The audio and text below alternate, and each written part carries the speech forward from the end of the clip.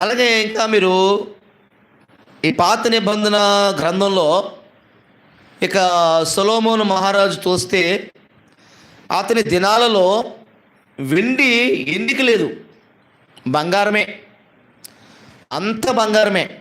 సొలొమోను దినాల్లో చాలా విస్తారమైన బంగారాన్ని ఆనాటి ప్రజలు, రాజులు కూడా, ఆ రాజు కూడా బంగారాన్ని ఎక్కువ వాడుకున్నాడు, వెండిని ఎక్కువ వాడలేదు. అంటే దేవుడు అంతగా ఆ సొలొమోన్ని దీవించాడు. సొలొమోనే కాదండి, పాత నిబంధన పుస్తకంలో రాజులైన వారు, సామాన్య జనులు, ఓబేదెదోము గురించి చూస్తాం.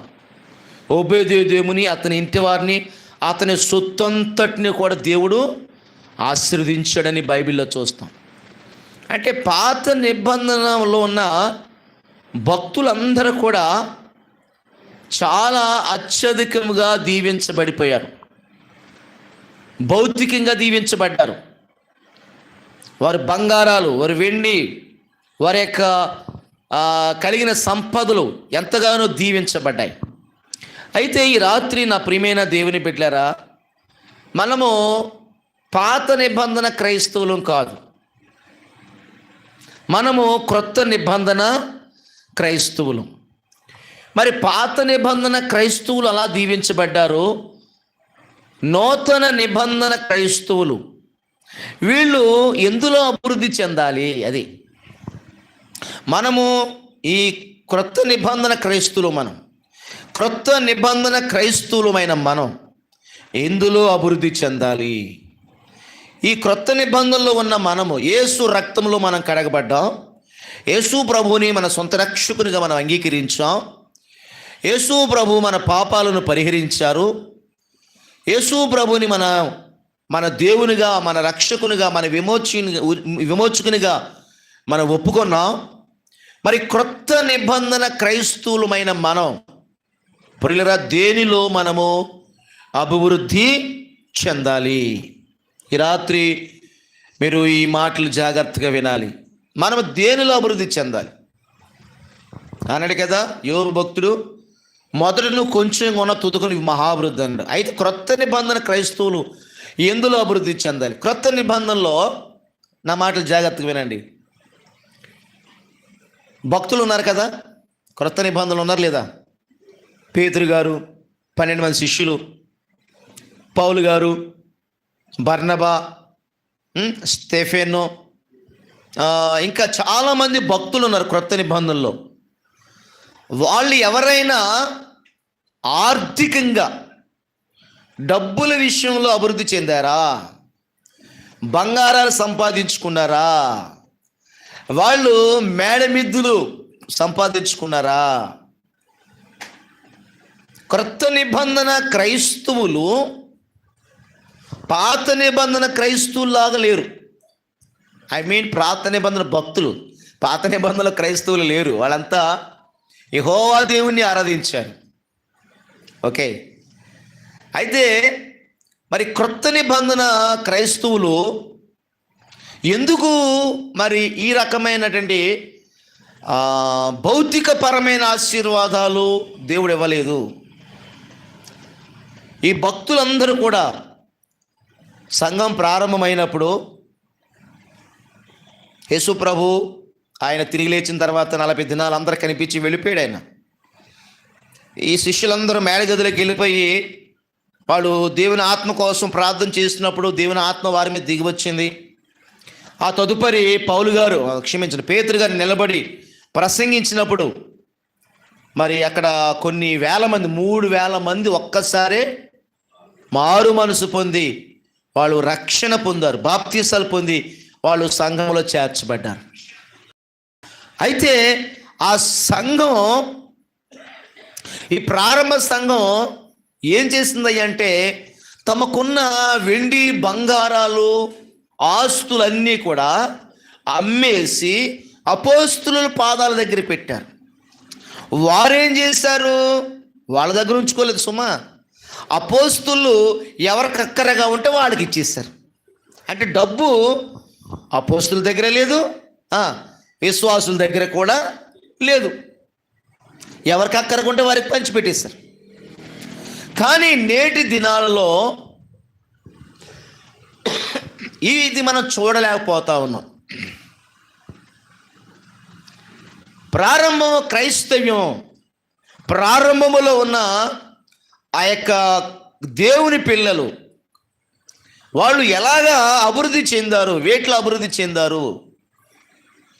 ఈ ప్రారంభ దినాల్లో ఉన్న దేవుని పిల్లలు, ఈ నూతన నిబంధన క్రైస్తవులు ఎందులో అభివృద్ధి చెందాలని దేవుడు కోరుకుంటున్నాడు. మనకందరికి బాగా తెలిసిన వ్యక్తి పౌలు చాలా గొప్ప సేవ చేశాడు. అద్భుతమైన స్వార్థ పరిచర్య చేశాడు. ఆయన చాలా సంఘాలు కట్టాడు. ఆయన వంశ పారంపర్యంగా ఆయన చాలా డబ్బున్న భాగ్యవంతుడైన, కానీ ఆయన చాలా కటిక దారిద్ర్యాన్ని, పేదరికాన్ని అనుభవించినట్లుగా మనం బైబిల్లో చూడొచ్చు. ప్రియ దేవుని బిడ్డలారా, ఈ రాత్రి క్రైస్తవులు, క్రొత్త నిబంధన క్రైస్తవులు దేనిలో అభివృద్ధి చెందాలని దేవుడు కోరుకుంటున్నాడో నేను ఒక 4-5 పాయింట్లు మీకు చెప్పి ఈ రాత్రి నా వాక్యం ముగిస్తాను. దేనికోసారి స్తోత్రం చెప్పండి. క్రొత్త నిబంధన క్రైస్తవులు. ఏ క్రైస్తవులు చెప్పండి? క్రొత్త నిబంధన క్రైస్తవులు ఎందులో అభివృద్ధి చెందాలి? భౌతికంగా అభివృద్ధి చెందాలా, లేకపోతే దేంట్లో వాళ్ళు అభివృద్ధి చెందాలి, దేంట్లో డెవలప్ అవ్వాలి, దేవుడు ఎందులో అభివృద్ధి చెందాలని కోరుకుంటున్నాడు? ఈ రాత్రి నేను మీకు ఒక 4-5 విషయాలను చెప్పి నా వాక్యాన్ని నేను ముగించేస్తాను. చూడండి, దెస్సలోనికలు రాసిన 2వ పత్రిక, దెస్సలోనికలకు రాసిన 2వ పత్రిక 1వ అధ్యాయము 3వ వచనము. సహోదరులారా, మేమెల్లప్పుడూ మిమ్మల్ని గూర్చి ఇది యుక్తమే, ఏలయనగా మీ విశ్వాసము బహుగా అభివృద్ధి పొందుచున్నది. మీ అందరిలో ప్రతి వాడును ఎదుటివాని ఎడల చూపు ప్రేమ విస్తరించుచున్నది. చాలండి. మొట్టమొదటిగా మనం చూసినట్లయితే ఇక్కడ చెప్తున్నాడు భక్తుడు, ఏలయనగా మీ విశ్వాసము బహుగా అభివృద్ధి పొందుచున్నది. అంటే క్రొత్త నిబంధన క్రైస్తవులు దేనిలో అభివృద్ధి చెందాలి అంటే విశ్వాసములో అభివృద్ధి చెందాలి. దేనిలో అభివృద్ధి చెందాలండి? విశ్వాసం. బైబిల్ గ్రంథంలో మనం చూసినట్లయితే విశ్వాసం లేకుండా దేవునికి ఇష్టుడై ఉండుట అసాధ్యం. హెబ్రీ పత్రికలో చెప్తాడు. ఏమంటాడు ఆయన? దేవుని యొద్దకు వచ్చేవాడు ఆయన ఎవరు? దేవుడు ఉన్నాడని, తన్ను వెదుకు వారికి ఫలము దయచేసేవాడని నమ్మవలెను కదా. కనుక ప్రియ దేవుని బిడ్డలారా, మనము ఈ క్రొత్త నిబంధన క్రైస్తవులుగా ఉన్న మనము దేనిలో వృద్ధి చెందాలంటే మొట్టమొదటిగా విశ్వాసంలో మనము అభివృద్ధి చెందాలి. ఎందుకంటే విశ్వాసం లేకుండా దేవునికి ఇష్టుడై ఉండుట అసాధ్యము. విశ్వాసం మనము అభివృద్ధి చేసుకోవాలి. అంతకంతకు విశ్వాసం అంటే రోమపత్రిక చూడండి, రోమిలు రాసిన పత్రిక 1వ అధ్యాయము మన యొక్క విశ్వాసము ప్రియులరా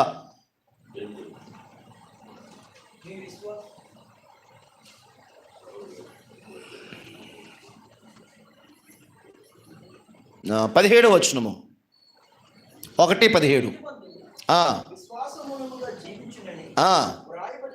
రాయబడిన ప్రకారము అంతకంతకు విశ్వాస మూలముగా అంతకంతకు విశ్వాసం. చాలు విశ్వాసము మూలంగా అంట అంతకంతకు విశ్వాసం. అంటే విశ్వాసం అనేది ఏమవ్వాలంటే డెవలప్ అవ్వాలి. ఇప్పుడు మనం ప్రభులోకి వచ్చి ఎంతకాలం అయ్యింది? మన విశ్వాసం పెరిగిందా, తగ్గిపోయిందా, లేక అలాగే ఉందా? పిల్లడు పుట్టిన తర్వాత పిల్లడు ఏమవ్వాలి? నెలలు జరుగుతూ ఉండగా పిల్లడు కూర్చోవాలి, నిలబడాలి, నడవాలి, పరిగెట్టాలి, పాలు తాగేవాడు కొంచెం అన్నం తినాలి, చక్కగా తినాలి, అవయవాలు పెరగాలి. అంటే పుట్టినవాడు పుట్టినట్టుగా ఉంటే కుదరదు, అవునే కదా?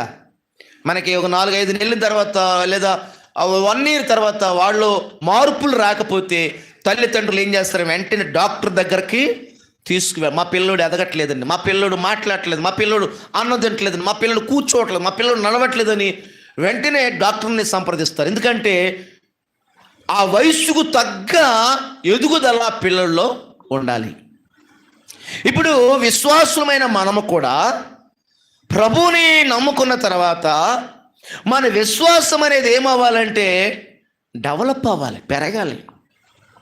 అందుకని యేసు ప్రభువారు శిష్యులు ఏమని మాట్లాడారు చూడండి మీ బైబిల్లో. లోకాసు వార్త 17వ అధ్యాయము 5వ వచనము. అపోస్తులు మా విశ్వాసము వృద్ధి పొందించుమని ప్రభువుతో చాలు. చూసారా ఏమని అడుగుతున్నారు వాళ్ళు? ప్రభువా, మా విశ్వాసాన్ని నువ్వు వృద్ధి పొందించు, మా విశ్వాసాన్ని పెంచండి ప్రభువా.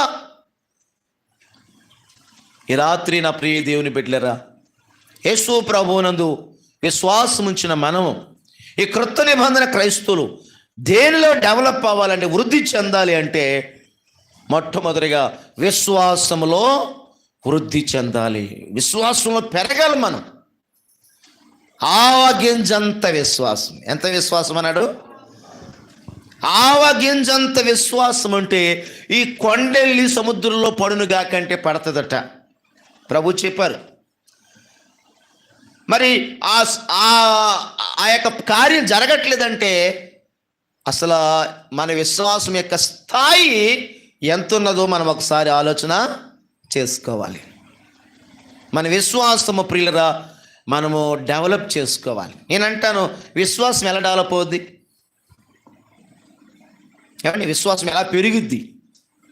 బైబిల్ గ్రంథం చెప్తుంది, వినుట వలన విశ్వాసం. అంటే వాక్యాన్ని బాగా వినాలి.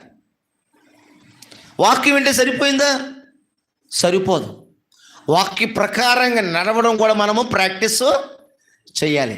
అప్పుడు ఏమవుద్దంటే మన విశ్వాసము పెరగడం స్టార్ట్ అవుతుంది. దేవునికి స్తోత్రం చెప్పండి. మన విశ్వాసాన్ని మనం వృద్ధి చేసుకోవాలంటే ఈ రాత్రి నా ప్రియ దేవుని బిడ్డలారా మనం ఎక్కువగా బైబిల్ చదవాలి, వాక్యాన్ని కూడా ఎక్కువగా వినాలి. ఎప్పుడైతే అలా వింటూ ఉంటామో మనలో విశ్వాసం పెరిగిద్ది.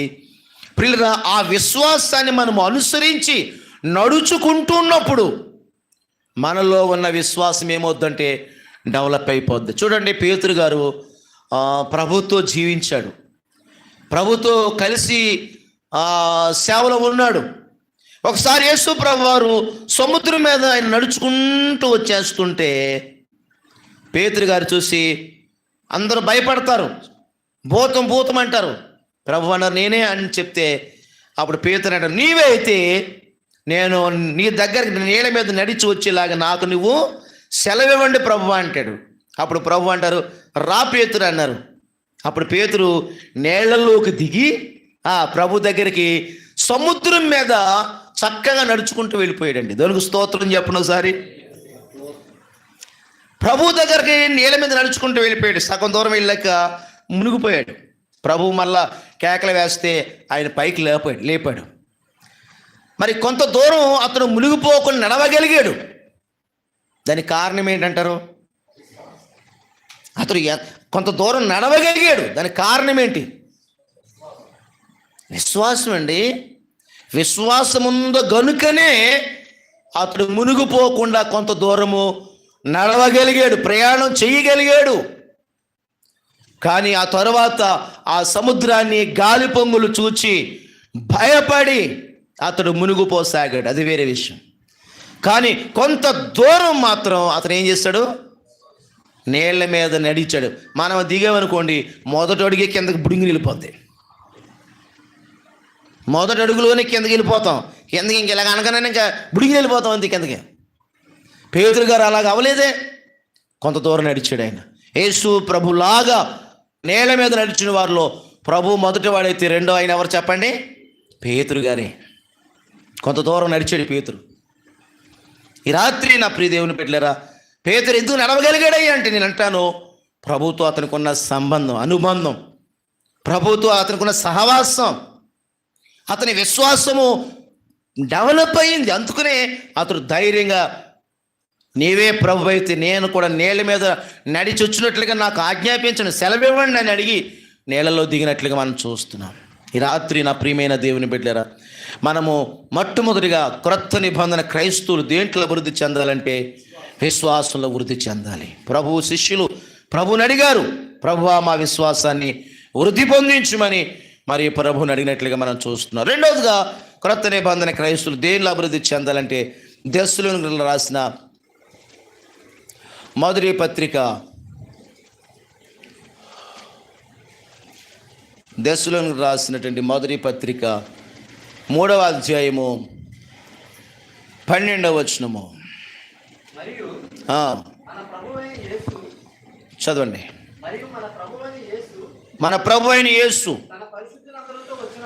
తన పరిశుద్ధులందరితో వచ్చినప్పుడు మన తండ్రి అయిన దేవుని ఎదుట మీ హృదయములను పరిశుద్ధత విషయమై అనింద్యమైనవిగా ఆయన స్థిరపరచుటకై మేము మీ ఎడల ఎలాగూ ప్రేమలో అభివృద్ధి పొంది వర్ధిల్లుచున్నాము, అలాగే మీరును ఒకని ఎడల ఒకడును మనుషులందరి ఎడలను ప్రేమలో అభివృద్ధి పొంది వర్ధిల్లునట్లు ప్రభువు దయచేయునుగాక.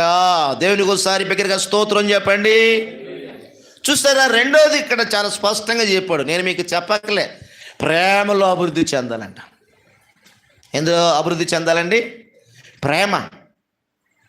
మొట్టమొదటిగా విశ్వాసంలో అభివృద్ధి చెందాలని చెప్తుంది బైబిల్లో. రెండోదిగా ప్రేమలో అభివృద్ధి చెందాలి. దేంట్లో వృద్ధి చెందాలండి? డెవలప్మెంట్ దేంట్లో కనిపించాలి? ప్రేమ. ప్రేమ. బైబిల్ గ్రంథం ఏం చెప్తుందంటే ప్రేమ కలిగి ఉండుటకు ప్రయాసపడాలి, ప్రేమని వెంటాడండి అన్నాడు. ఏం చేయాలంట? వెంటాడాలంట. వెంటాడడం ఎందుకయ్యంటే బైబిల్ అంటుంది దేవుడు ప్రేమ స్వరూపి, ప్రేమ లేనివాడు దేవుణ్ణి ఎరగడు. ఎవరిని ఎరగడండి? దేవుణ్ణి ఎరగడు. కనుక ఈ క్రొత్త నిబంధన దేవుని పిల్లలు క్రైస్తవులు అయిన వారు దేనిలో డెవలప్ అవ్వాలంటే ప్రేమించుట్లో డెవలప్ అవ్వాలి. సంఘములో ఉన్నవారిని, వెలుపులో ఉన్నవారిని, ప్రతి ఒక్కరిని మనం ఏం చేయగలగాలంటే ప్రేమించాలి, శత్రువులను ప్రేమించాలి. బైబిల్ ఏం చెప్తుందంటే మనకి వందనాలు చెప్పే వాళ్ళకి మనం వందనాలు చెప్పొచ్చు, కానీ నీ శత్రువులు నువ్వేం చేయాలి? ప్రేమించాలి. నీ శత్రువు ఆకలి కొంటే అన్నం పెట్టని పట్టుంది, నీ శత్రువు దప్పికొంటే నీ శత్రువుకి నువ్వు దాహమిమ్మని బైబిల్ చెప్తుంది. కానీ చేయగలమంటారు మనం? అలా చేసిన వాళ్ళు దేవుడు వాళ్ళు చాలా దీవించేస్తాడండి. దేవునికి స్తోత్రం కలుగును గాక. దేవుడు ఎటువంటి వారి మీద తన అపారమైన కనికరాన్ని కుమరిస్తాడండి. మనం ప్రేమించాలండి. మన శత్రువులని, మన ఇరుగు పొరుగు వారిని, మన కుటుంబాన్ని, మన పిల్లలను, మన సంఘాన్ని, మన బంధువుల్ని, మన ఇరుగు పొరుగు వారిని, అందరి మీద మనం ఏం చూపించాలంటే ప్రేమను చూపించాలండి.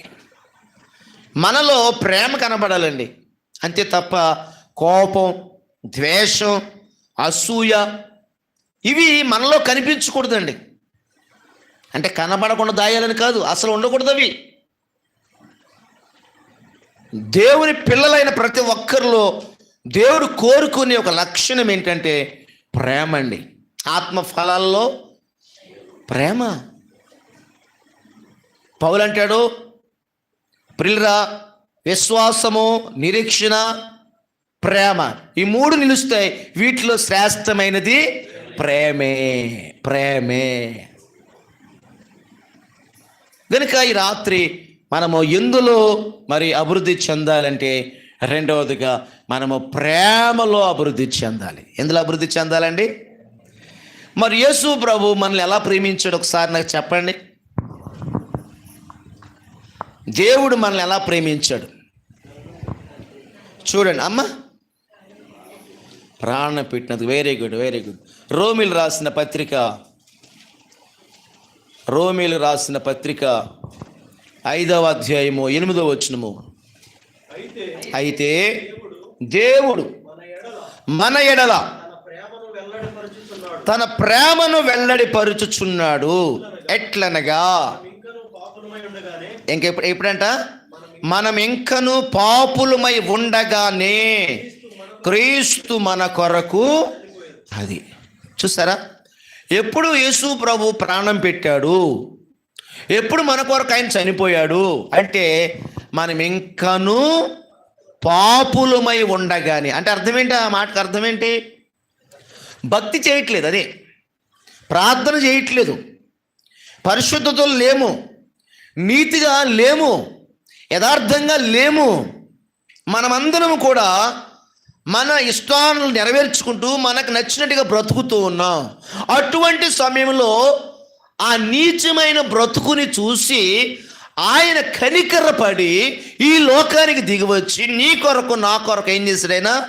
ప్రాణము పెట్టాడు. అది ఎఫెసీయులకు రాసిన పత్రిక 2వ అధ్యాయంలో ఏం చెప్తాడు?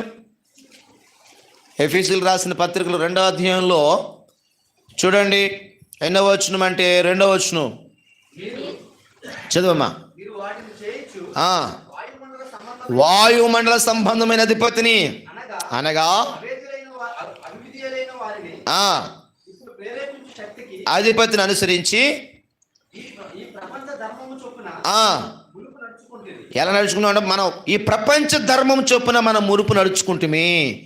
వారితో కలిసి మనమందరము చూడండి, శరీరము యొక్కయు 2 మనసు యొక్కయు కోరికలు నెరవేర్చుకొనుచు మన శరీరాశలను అనుసరించి మునుపు ప్రవర్తించచ్చు కడమ వారి వలనే స్వభావ సిద్ధముగా. ఎలాగొన్నా దేవుని ఉగ్రతకి, దేవుని ఉగ్రత వచ్చేస్తుంది మన మీదకి. అలాగున్నాం మనం. కానీ దేవుడు మనల్ని ఏం చేశాడంటే ఆయన ప్రేమించాడు. ఆయన దానికి స్తోత్రం చేద్దాం. హల్లెలూయా. ఆయన మనలో ఉన్న పాపాలను చూసి మన మీద అగ్ని కురిపించలేదు. మనలో ఉన్న అవిధేయతలు చూసి మన మీద దండన పంపలేదు. ఆయన ప్రేమ కలిగి ఏం చేస్తాడంటే తన రక్షణ కార్యాన్ని మన కొరకు చేస్తాడు. ఆయన మనల్ని ప్రేమించాడు. ఆయన మనము మన ఇష్టానుసారంగా జీవిస్తుంటే ఎవరు ప్రేమిస్తారండి? ఇందా చదువుకున్న లేఖన భాగంలో ఉంటుంది, రోమపత్రికలో ఎంత చదివాం కదా. మంచి వాని కొరకు సైతం ఎవడైనా ఒకడు తెగింపవచ్చును. మరి మనం మంచోడు కాదు, మన కోసం ఆయన ప్రాణం పెట్టాడు. అంటే ఆయన ప్రేమ ఎంత శ్రేష్టమైనది ఈ రాత్రి మనకు అర్థమో కావాలి ప్రియులరా. యోహాను పత్రికలో చెప్తాడు, మనము దేవుని ప్రేమించలేదు, దేవుడే మనల్ని ప్రేమించాడు. ఇందులో చదవన్నమాట అపోస్తలుడైన యోహాను తన యొక్క మొదటి పత్రికలో చెప్తాడు, 4వ అధ్యాయము 10వ వచనము. అమ్మ 4:10 మనము దేవుని ప్రేమించటమని కాదు, అదండి, అది తానే మనలను ప్రేమించి మన పాపములు ప్రాయశ్చిత్తమై ఉండుటకు తన కుమారుని పంపెను. ఇందులో ప్రేమ ఉన్నది. ప్రేమ. ఈ రాత్రి నా ప్రియ దేవుని బిడ్డలారా, దేవుని ప్రేమ నీకు అర్థమవుతుందా? చాలామంది అనుకుంటారు బంధువులు ప్రేమ చూసి మైమర్చిపోతారు, తల్లిదండ్రులు ప్రేమ చూసి మైమర్చిపోతారు, భార్యాభర్తల ప్రేమ చూసి మైమర్చిపోతూ ఉంటారు. కానీ లోకంలో ప్రియులరా, ప్రతి ప్రేమ వెనకాల ఏముందంటే స్వార్థం ఉంది. ప్రతి ప్రేమ వెనకాల స్వార్థం ఉంది. మీరు గమనించుకోండి. కానీ యేసయ్య ప్రేమలో ఏమి లేదండి, స్వార్థం లేదు. ప్రతిఫలాన్ని ఆశించకుండా నిన్ను నన్ను ఆయన ప్రేమించి నీ కొరకు నా కొరకు ఆయన విలువైనటువంటి రక్తాన్ని కార్చేశాడు. ఆయన దేవునికి స్తోత్రం చెప్తాం. హల్లెలూయా.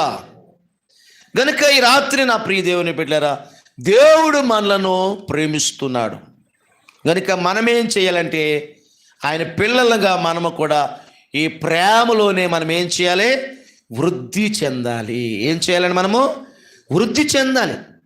ప్రేమలో మనం డెవలప్ అవ్వాలి, ప్రేమను చూపించాలి. యేసు ప్రభు వారు ఒకసారి ఆయన దగ్గరికి కుష్టి వ్యాధి గలవాడు వచ్చి అంటాడు, ప్రభువా నీకు ఇష్టమైతే నన్ను శుద్ధినిగా చేయగలవు అన్నాడు. అప్పుడు ప్రభు ఏం చేస్తారండి, నాకు ఇష్టమే శుద్ధుడు కమ్మని అన్నయ్య వదిలేశాడా? వదలలేదు. ఆయన మాట చాలు ఒక రోగిని బాగు చేయడానికి, ఆయన నోటి మాట చాలు. కానీ ఏం చేశారంటే ప్రభు నాకిష్టమే శుద్ధుడు కమ్మని చెప్పి ఆయన చేయి చాచి ముట్టుకుని బాగు చేశాడు. దేవునికి స్తోత్రం చెప్పండి. ఎందుకంటే కుష్టి వ్యాధి అంటే అంటువ్యాధి. కుష్టి వ్యాధి గలవారిని ఆ దినాల్లో ఊరు వెలుపులు పెట్టేవారు, కుటుంబం ఎవరు తాకేవారు కాదు. ఆ జబ్బు వస్తుందని అందరూ దూరంగా ఉంటారు. కానీ యేసు ప్రభు తన ప్రేమనే చూపించడానికి మాత్రమే అతన్ని తాకాడు తప్ప యేసు ప్రభు తాకవలసిన పనేమీ లేదు. మాట చాలు, నువ్వు శుద్ధుడు కమ్మంటే వాడు శుద్ధుడైపోతాడు. కానీ నేను నీ భార్యలాగా నిన్ను ప్రేమించట్లేదు, నీ బంధువులా నిన్ను ప్రేమించట్లేదు, నేను నాకులాగా నిన్ను ప్రేమిస్తున్నానని ఆయన తన ప్రేమని ఆయన చేతులతో తాకి ముట్టి తన ప్రేమని వెల్లడి చేస్తాడు. దేవునికి స్తోత్రం చెప్దాం. హల్లెలూయా. ఈ రాత్రి నా ప్రియ దేవుని బిడ్డలారా, మనం ఎలా ప్రేమిస్తున్నాం? నిజంగా మనలో ప్రేమ ఉందా? ప్రేమ కలిగిన వారంగా ఉన్నాం మనము? చాలామంది అండి ద్వేషంతో అసూయతో ఈనాడు జీవిస్తూ ఉన్నారండి. ప్రేమ కనిపించట్లేదండి. పగతో కార్పణ్యంతో మనుషులు బతుకుతూ ఉన్నారు. కానీ ఈ క్రొత్త నిబంధన దేవుని పిల్లలు, దేవుడు కోరుకునేది ఏంటంటే మనము ప్రేమలో అభివృద్ధి చెందాలండి. దేవునికి స్తోత్రం చెప్దాం. హల్లెలూయా. మొట్టమొదటిగా ఏం చెప్పాను నేను? ఎందులో అభివృద్ధి చెందాలని నేను? విశ్వాసం. రెండవది ప్రేమలో అభివృద్ధి చెందాలి. మూడవదిగా చూద్దాం, దశలోనికి రాసిన మొదటి పత్రిక, దశలోనికి రాసిన మొదటి పత్రిక 2వ అధ్యాయము 4వ వచనము.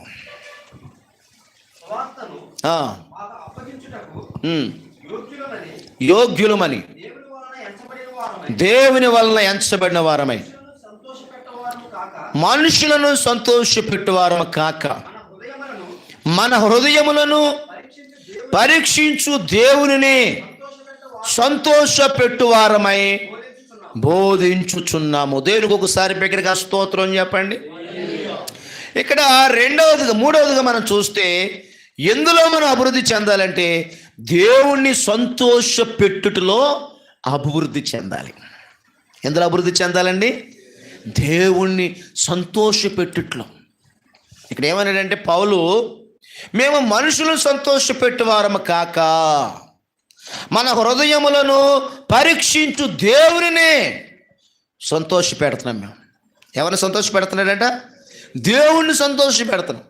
ఈ రాత్రి నా ప్రియ దేవుని బిడ్డలారా, నీవైనా నేనైనా మనమంతా ఎవరికి సంతోషం కలిగేలాగా మనము జీవించాలి, బోధించాలి, నడుచుకోవాలి అంటే దేవునికే సంతోషం కలిగేలాగా. దేవుని స్తోత్రం. హల్లెలూయా. నేను చేసే పని ద్వారా దేవునికి సంతోషం వస్తుందా? నా నడవడిక ద్వారా దేవుడు సంతోషపడుతున్నాడా? మనము ప్రశ్నించుకోవాలి. నేను ఆయన సంతోషపెట్టేలాగా బ్రతకాలి. ఎవరిని సంతోషపెట్టాలండి? దేవుణ్ణి సంతోషపెట్టాలి. ఈ రాత్రి నా ప్రియ దేవుని బిడ్డలారా, భక్తులు, ఈ బైబిల్ గ్రంథంలో భక్తులు అందరూ కూడా మరి దేవుణ్ణి సంతోషపెట్టారండి. వాళ్ళ జీవితాలని ఆయనకి సంతోషంగా, ఆయన సంతోష పెట్టడం కొరకు ప్రతిదాన్ని తృణప్రాయంగించుకున్నారు. బైబిల్లో మాట ఉంటుంది, తనను తాను ఉపేక్షించుకుని అంటాడు. ఏం చేసి? ఉపేక్షించుకోవడం. ఉపేక్షించుకోవడం అంటే తనను తాను త్యజించేసుకోవడం, విడిచిపెట్టాడు. అంటే మీకు అర్థం అవ్వాలంటే కంఫర్ట్ జోన్. ఇప్పుడు మీరు ఎక్కడున్నారో, మీరు అందరూ ఫ్యాన్ కింద ఉన్నారు, నా ఇక్కడ చెమటలు పడుతున్నాయి. ఇప్పుడు నేనేం చేయాలంటే, అమ్మ అలా కాదు, మీరు ఎక్కడికి వచ్చేసేయండి, నేను అక్కడికి వెళ్తాను అన్నాను అనుకో, అంటే నాకు కంఫర్ట్ జోన్. నాకు చెమటలు పట్టకూడదు, నాకు సుఖంగా ఉండాలి, నాకు నెమ్మదిగా ఉండాలి, నాకు హ్యాపీగా ఉండాలి. వీళ్ళందరూ కూర్చుని వింటున్నారు, నేను కూడా కూర్చుంటే బాగుండు. మీకు అర్థమైందా? కంఫర్ట్ జోన్ అది. పిల్లరా, మన కంఫర్ట్గానే ఉండొచ్చు, కానీ బైబిల్ అంటుంది, ఎవడైనా నన్ను వెంబడింపగోరిన యెడల తనను తాను ఉపేక్షించుకుని నా సిలువను ఎత్తుకుని అనుదినము నన్ను వాడు వెంబడించాలి. దేవునికి స్తోత్రం, హల్లెలూయా. అంటే ఉపేక్షించుకోవడం అంటే నా సుఖాలు, నా సంతోషాలు, నా ఆనందాలు, వాటిని సిలువేసేయాలి. దేవునికి స్తోత్రం చెప్పండి, హల్లెలూయా. దేవుని వాక్యం ఏం చెప్తుందంటే, మనము దేవుణ్ణి సంతోష పెట్టడానికి ఈ లోకంలో ప్రయత్నము చేయాలి, ఆయన సంతోష పెట్టాలి. గలతీ పత్రికలు చెప్తాడు కదా, గలతీ పత్రికలో పౌలు అంటాడు, 1వ అధ్యాయము 10వ వచనము, మనుషుల దయ సంపాదించుకొని చూచుచున్నానా, దేవుని దయను సంపాదించుకొని చూచుచున్నానా, నేనెప్పటికీ మనుషులను సంతోషపెట్టువాడనైతే క్రీస్తు దాసుడును కాకయే. చూసారా ఏమన్నాడు? మనుషులను సంతోషపెట్టేవాడినైతే అసలు క్రీస్తు దాసుడినే కాను. మరి ఎవరిని సంతోషపెట్టేవాడు ఉండాలంట? దేవుణ్ణి. సేవకులే కాదు, విశ్వాసులే కూడా, అందరూ కూడా మనం ఎవరిని సంతోష పెట్టాలంటే దేవుణ్ణి సంతోష పెట్టాలి. మీకు పాత నిబంధన గ్రంథంలో సమూయేలు పుస్తకం చూడండి, 1 సమూయేలు పుస్తకము 15:22. 1 సమూయేలు గ్రంథము 15:22లో తాను సెలవిచ్చిన ఆజ్ఞను ఒకడు గైకొనుట వలన, చూడండి, యెహోవా సంతోషించినట్లు దహన బలులు అర్పించడం వలన ఆయన సంతోషించునా. ఆలోచించుము, బలులు అర్పించుట కంటే ఆజ్ఞను గైకొనుటయు, పొట్టేళ్లు అర్పించుట కంటే మాట వినటయు శ్రేష్టం. చూస్తారా ప్రియ దేవుని బిడ్డలు, దేవునికి ఎప్పుడు సంతోషం అంట? ఆయన ఆజ్ఞ గైకొనటము. ఆజ్ఞ గైకొనటం అంటే కొత్త నిబంధన మనకేంటి? దేవుని యొక్క వాక్యమే, ఆయన మాట. ఆయన వాక్యాన్ని గైకొంటే ఆయనకి సంతోషం అంటండి. అది ఎంత చక్కగా, చాలా క్లియర్ కట్గా చెప్పేస్తాడు ఆయన. తాను సెలవిచ్చిన ఆజ్ఞను ఒకడు గైకొనుట వలన యెహోవా సంతోషించినట్లు, ఒకడు దహన బలులు అర్పించటం వలన ఆయనకు సంతోషమా. అంటే దేవునికి దహన బలులు ఇవి అవసరం లేదు, ఆయన చెప్పినట్లుగా చేయడమే ఆయనకు కావాలి. ప్రభువా నన్ను పిలిచి ప్రతివాడు పరలోక రాజ్యంలో ప్రవేశించడు, కానీ పరలోకమందున నా తండ్రి చిత్తము చేసేవాడు పరలోక రాజ్యంలో ప్రవేశిస్తాడు. అంటే ఆయన చిత్తము చెయ్యాలి, మనము ఆయన వాక్యాన్ని గైకొనాలి, అప్పుడు ఆయనకి సంతోషం.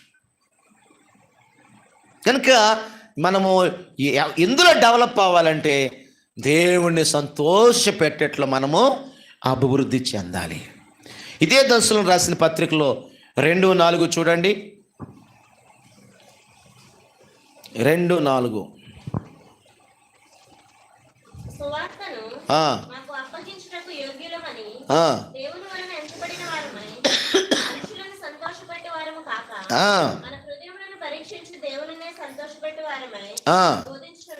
దేవునికి ఒకసారి స్తోత్రం చెప్తాం, హల్లెలూయా. పిల్లరా, ఈ దశలను రాసినటువంటి పత్రికలో, మొదటి పత్రికలో 2వ అధ్యాయము 4వ వచనం, అదేనా? అదేవిధంగా 4:2 కూడా, 4:2 కూడా చూడండి ఈ మాట, మీరు ఎలాగూ నడుచుకొని. చాలు ఇక్కడ మీకు ఒక మాట, మీరు ఎలాగో నడుచుకుని దేవుణ్ణి సంతోషపరచగలరు. అమ్మ వింటున్నారా? అంటే మనం ఎలా నడుచుకుంటే ఆయన సంతోషం? నేను అంటలేదు, ఇక్కడ అంటున్నాడు ఆయన కదా, అంతే కదా. మీరు ఎలాగో నడుచుకుని ఆయన సంతోష పెట్టగలరు. మనం ఎలా నడుచుకుంటే ఆయన సంతోషిస్తాడు అంటే మన నడవడిక ద్వారా ఆయనకి సంతోషం వస్తుందా, రావట్లేదా అని మనం అందరం వ్యక్తిగతంగా ఏం చేయాలంటే ప్రశ్నించుకోవాలి, పరీక్షించుకోవాలి. దేవునికి ఒకసారి బిగ్గరగా స్తోత్రం చెప్దాం. బిగ్గరగా హల్లెలూయా. ఈ రాత్రి నా ప్రియ దేవుని బిడ్డలారా, నేను విశ్వాసులు, క్రొత్త నిబంధన క్రైస్తవులు దేంట్లో అభివృద్ధి చెందాలని ఒకటి విశ్వాసంలో అభివృద్ధి చెందాలని చెప్పాను, రెండవదిగా ప్రేమలో అభివృద్ధి చెందాలని చెప్పాను, మూడవదిగా దేవుణ్ణి సంతోషపెట్టుట్లో అభివృద్ధి చెందాలి, నాలుగవదిగా పేతురు 2వ పత్రిక 3:18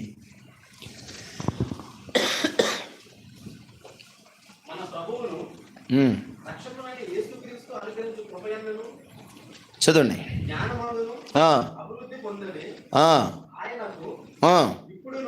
ఇప్పుడును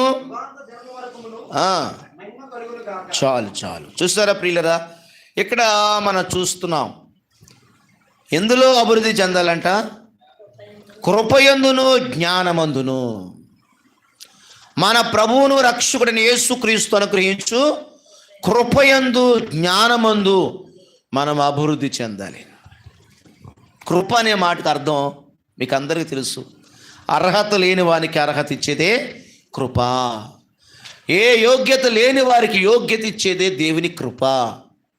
కనుక ఈ కృపలో మనం ఏమవ్వాలట?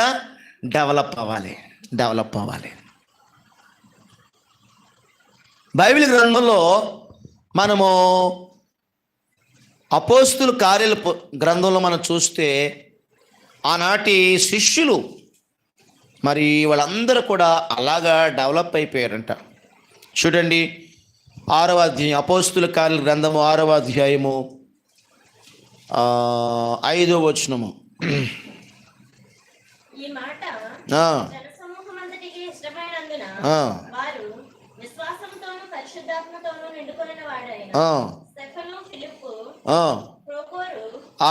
ఆగండి. వీళ్ళు ఇక్కడ కొంతమంది లిస్ట్ చెప్పాడు. వీళ్ళు దేనితో నిండుకున్నారంటే చెప్పండి? విశ్వాసంతో పరిశుద్ధాత్మతో నిండుకున్నారు. 8వ వచనంలో కూడా చూడండి, స్టెఫెను కృపతోనూ బలముతో నిండి ఉన్నాడట. చూసారా, అక్కడ ఏమన్నాడు? విశ్వాసముతో పరిశుద్ధాత్మతో అన్నాడు. ఇక్కడేమన్నాడు 8వ వచనంలో? కృపతోనూ బలముతో. అంటే కృప చేత వాళ్ళు ఏమైపోయారంటే నింపబడ్డారు.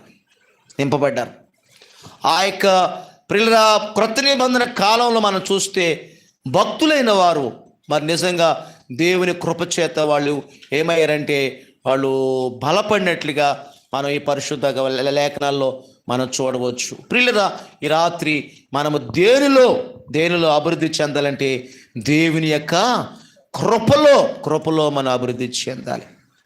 ఈ కృప ఎవరి ద్వారా ఇవ్వబడుతుందో మనకి?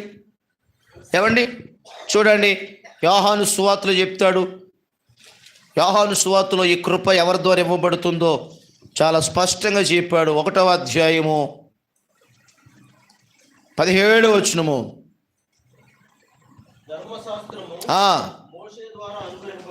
ధర్మశాస్త్రము మోషే ద్వారా అనుగ్రహింపబడును. చూడండి, కృపయు సత్యమును యేసుక్రీస్తు ద్వారా. అది ఎవరి ద్వారా వచ్చిందంటే చెప్పండి? యేసుక్రీస్తు ద్వారా కృపా సత్యాలు ఆయన ద్వారా వచ్చాయని బైబిల్ గ్రంథంలో భక్తుడు చెప్తా ఉన్నాడు. ఈ రాత్రి నా ప్రియ దేవుని బిడ్డలారా, మన కృపలో వృద్ధి చెందాలంటే అది ఎవరి ద్వారా అంటే యేసు ప్రభు ద్వారా. యేసు ప్రభు ద్వారా మనం ఏమవుతామంటే కృపలో వృద్ధి చెందుతాం. అందుకనే ప్రభుతో మనకి ఏం కలిగి ఉండాలంటే చక్కని సహవాసము కలిగి ఉండాలి. ఎప్పుడైతే ఆయనతో సహవాసం కలిగి ఉంటామో మనం ఏమవుతుంటే ఆటోమేటిక్గా దేవుని కృపలో మనము బలవంతులు అయిపోతాం. ప్రియులరా, దేవుని కృపలో మనం అంతకంతకు వర్ధిల్లే వరంగా ఉంటామని బైబిల్ గ్రంథం చెప్తుంది. ఈ రాత్రి మరి బైబిల్ గ్రంథంలో మనం చూసినప్పుడు మరి ఇంకా భక్తులు చూడండి, 11వ అధ్యాయం అపోస్తుల కార్య గ్రంథంలో అక్కడ ఒక వ్యక్తి కనిపిస్తాడు. ఆయన పేరు బర్నబా. 24వ వచనము, 11:24. విశ్వాసముతోను అతని పక్షమున 22 వచనం బ్రదర్ చూడండి, 23, 22, 23.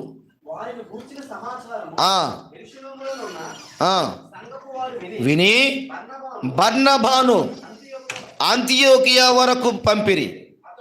అతడు వచ్చి దేవుని కృపను చూచి సంతోషించి ఆ ప్రభుని స్థిర హృదయముతో హత్తుకొలవలని అందరినీ హెచ్చరించి. అంటే ఈ యొక్క బర్నబా ప్రియులరా మరి అక్కడ వచ్చి వాళ్ళందరినీ కూడా మరి బలపరుస్తున్నట్లుగా ఇతర పరిశుద్ధాత్మతో విశ్వాసంతో నిండుకున్న ఒక సత్పురుషుడిగా ఇక్కడ మరి లోకా భక్తుడు మీ గ్రంథంలో రాస్తా ఉన్నాడు.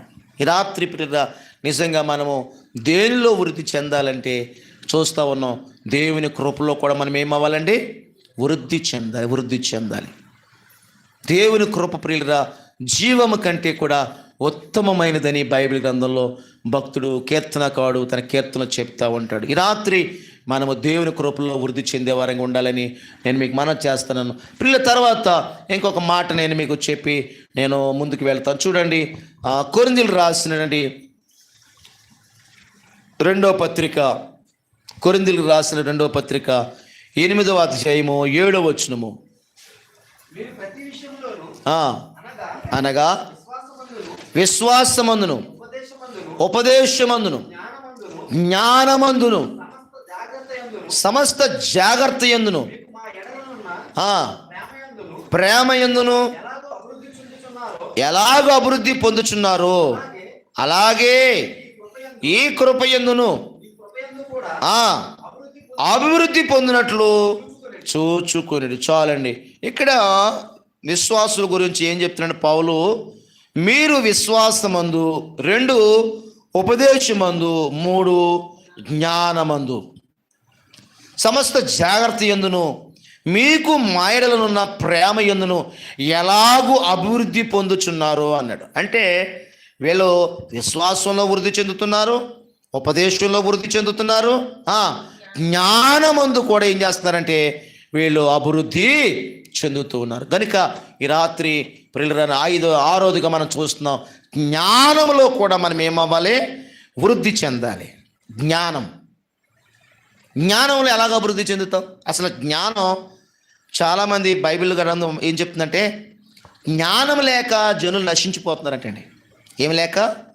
జ్ఞానం లేక. బైబిల్ గ్రంథంలో ఒక ఆయన జ్ఞానం అడిగాడు. ఎవరైనా చెప్పండి? సొలొమోను అడిగాడు జ్ఞానం. ప్రభువా నాకు జ్ఞానము దయచే ప్రభువా. ఆ కోరికకి దేవుడు జ్ఞానంతో పాటు ఏమిచ్చాడంటే ఐశ్వర్యం కూడా, బంగారము, వెండి, పేరు ప్రఖ్యాతులు అన్నీ ఇచ్చేసాడు ఆయన, సమస్తం ఇచ్చేసాడు ఆయన. కనుక పిల్లల బైబిల్లో రాయబడిన మాట సామెతల గ్రంథంలో, నీ సంపాదన అంతా ఇచ్చి జ్ఞానాన్ని ఏం చేయాలట? సంపాదించుకోవాలి. ఎందుకయ్యా అంత జ్ఞానం కావాలంటే, అవును ప్రియులరా, జ్ఞానంతోనే మనం ఏమవుతామంటే దీవించబడే వారంగా మారిపోతామండి. సంఘములో, సమాజములో, ఏమండి కుటుంబంలో ఎలాగ ఉండాలో మనకు తెలియజేసేది ఏంటంటే జ్ఞానమేనండి. జ్ఞానం లేకపోతే మన ఆత్మీయ జీవితంలో మనం ఏం కోరుకోవాలో తెలియదు. ఇప్పుడు నిజంగా ఈనాడు చాలామంది విశ్వాసులు ఏం చేస్తున్నారండి? మా కాలు నొప్పులు తగ్గేలా ప్రార్థన చేయండి అయ్యగారు, లేదా మాకు ఫలానా వ్యాధి ఉంది తగ్గిపోయేలా తగ్గిపోతాయి. అసలు అవి అడగవలసిన విషయాలు ఏం కాదయ్యా. ఏం కోరుకోవాలో మనకి ఈనాడు చాలామందికి తెలియట్లేదు, ఏం అడగాలో తెలియట్లేదు. ఈ క్రొత్త నిబంధన క్రైస్తవులైన ప్రియుల మనమంతా ఏమి కోరుకోవాలో తెలుసుకోవాలంటే ఇదిగో మొట్టమొదటిగా మనం ఏముండాలి చెప్పండి? జ్ఞానం ఉండాలి. మనకి జ్ఞానం ఉండాలి. ఎప్పుడైతే మనం జ్ఞానం కలిగి ఉంటామో ఆ జ్ఞానము మనల్ని ఒక ఉన్నత మెట్టులోకి తీసుకెళ్ళిపోద్దండి. ఈ జ్ఞానము ఈ దేవుడిచ్చేదై ఉండాలి. యాకోబులో చెప్తాడు కదా, పైనుండి వచ్చు జ్ఞానం అంటాడు. ఏ జ్ఞానం చెప్పండి? పైనుండి వచ్చే జ్ఞానం కావాలి. లోక సంబంధమైన జ్ఞానం కాదుంటాయి. ఈ లోకంలో ఉండే జ్ఞానం అక్కడ అంటాడు దెయ్యముల జ్ఞానం అంటాడు. ఏ జ్ఞానం చెప్పండి? దెయ్యముల జ్ఞానం. ఈ లోక సంబంధమైన జ్ఞానం కాదండి, పైనుండి వచ్చే జ్ఞానం కావాలి. అది పవిత్రమైనది అంటాడు. చదువు నా మాట ఒకసారి. యాకోబు పత్రికలో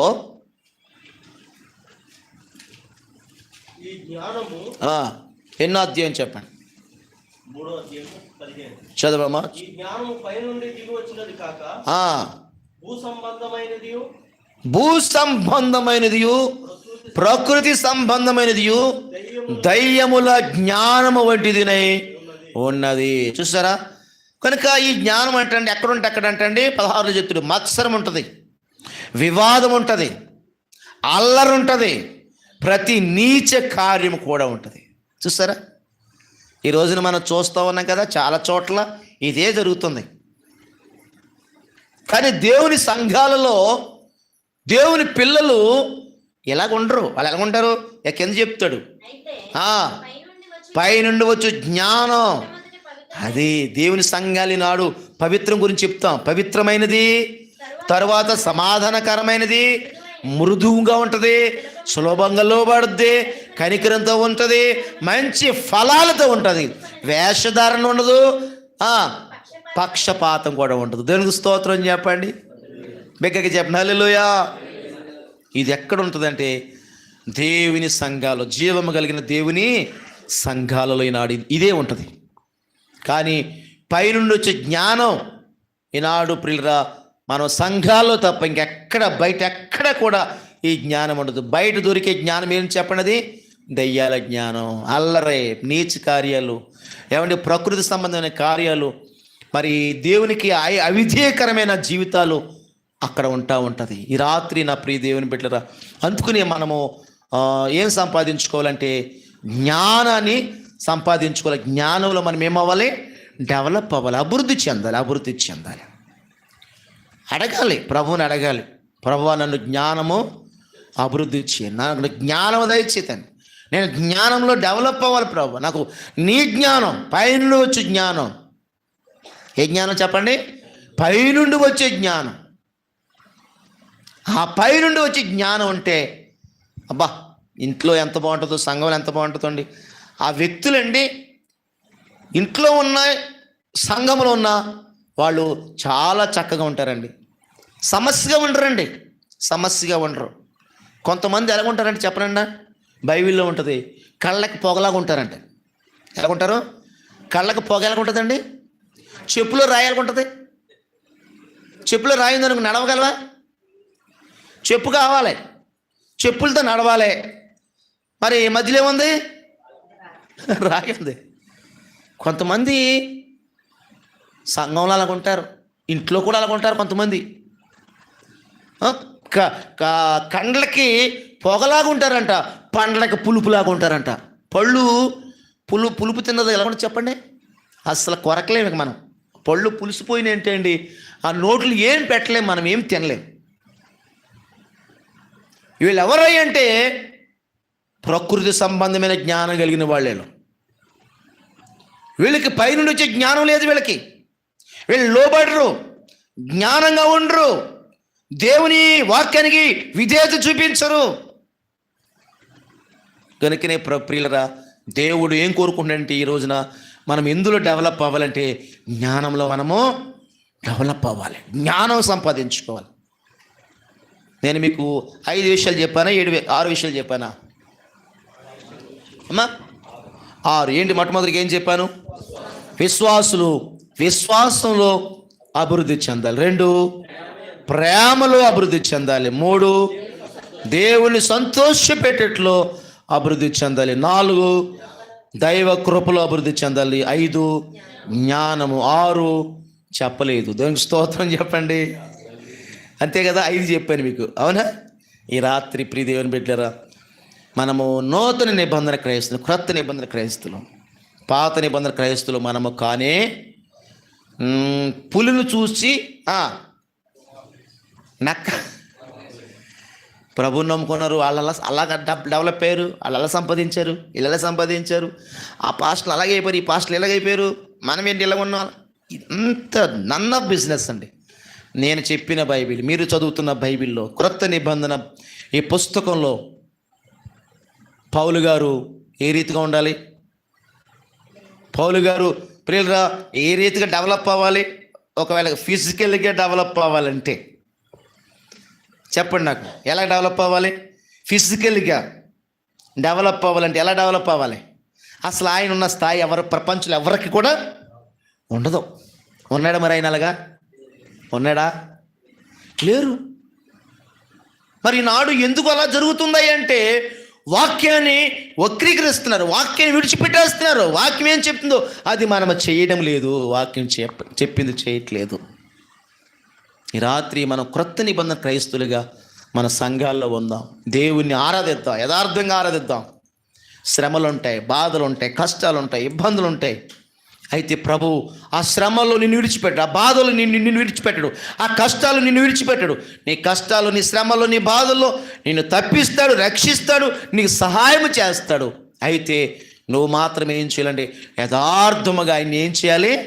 ఆరాధించు, ఆయన నమ్మకంగా వెంబడించు, వెలుతురు చూడకుండా ఆయన ఎలా కోరుకుంటున్నాడో, ఎలాగ ఉండాలో, ఎలాగ నడుచుకుని ఆయన సంతోష పెట్టాలో అది నువ్వు ఎరగాలి. నేను ఎలాగ నడుచుకుని ఆయన సంతోష పెట్టాలి అనేది అది నీకు అర్థమైతే ఈ రాత్రి నీ జీవితం ధన్యమైపోతుంది. దేవునికి స్తోత్రం చెప్పండి. ఈ రాత్రి ప్రియ దేవుని బిడ్డలారా మనము అలాగా ఆత్మీయంగా అభివృద్ధి చెందుతాం. దేవునికి స్తోత్రం చెప్పండి. ప్రియుడా, నీ ఆత్మ వర్ధిల్లుచున్న ప్రకారము నువ్వు అన్ని విషయాల్లో సౌఖ్యం కలిగి వర్ధిల్లాలి. కనుక ఈ రాత్రి అటువంటి అభివృద్ధి, అటువంటి ఆశీర్వాదం ఈ లోకంలో ప్రభు మనందరికీ అనుగ్రహించాలని కోరుకుంటూ నేను ఆ మాటలు ముగిస్తున్నాను. దేవుడు తన పరిశుద్ధమైన వాక్యాన్ని మన వినికిల్లో దీవించును గాక. ఆమేన్. ప్రార్థన చేస్తాను. తలలు వంచి కళ్ళు మూసుకోండి. పరిశుద్ధుడైన మా ప్రియ తండ్రి, ప్రేమ కలిగిన ప్రభువా, మీకు వందనాలు. కొద్ది నిమిషాలు ఈ రాత్రి నాయనా మరి మీ దాసులు ప్రభువా మీకు స్తోత్రాలు. జేమ్స్ గారికి మీరు ఇచ్చిన సంఘంలో నేను నిలబడి నీ వాక్యం చెప్పడానికి సహాయం చేస్తారు. నేనైతే ఒట్టివాడిని, మట్టిని, నిష్ప్రయోజకుడిని. ప్రభువా మీకు స్తోత్రాలు. మీరు మాట్లాడిన ప్రతి మాట మీ బిడ్డల హృదయాల్లో నీరు కట్టండి, ఫలింపు దయచేయండి. దేవా, మేము పాపములతో అపరాధములతో చనిపోయి